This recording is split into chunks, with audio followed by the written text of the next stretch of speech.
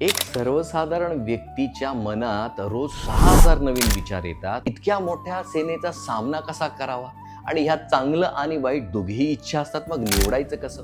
अहो, काळजी कशाला करतात?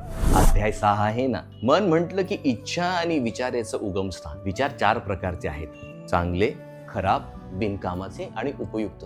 बाकीचं ठीक आहे हो, पण वाईट विचारांशी कसं डील करायचं? श्रीकृष्ण याला छोटंसं सूत्र सांगतात. एक म्हणजे अभ्यास आणि दुसरं म्हणजे वैराग्य. चांगल्या इच्छा वाढवणं आणि वाईट इच्छा आल्या की त्यांना 2 पद्धतीने हाताळणं. पहिलं, ज्या गोष्टींमुळे मनात चुकीचे विचार येतात त्यापासून लांब राहणे. याला इंग्लिशमध्ये आपण म्हणतो ना, out of site is out of mind. जेणेकरून मनाचं लक्ष त्याच्यावर जाणार नाही. दुसरी गोष्ट, आणि असं धरा की मन आपल्यावर हावी जरी झालं तरी घाबरू नका, कारण आपण आणि मन दोघे वेगळे आहोत. जसं समुद्रात खूप साऱ्या लाटा येतात, त्याच प्रकारे मनात खूप साऱ्या इच्छा आणि भावना येतात. मग ती लाट कामाची असो की क्रोधाची, लाट आली तर ती जाण्यासाठीच आहे. बऱ्याच वेळेला आपणच तिला धरून ठेवतो, सारखं सारखं चिंतन करून.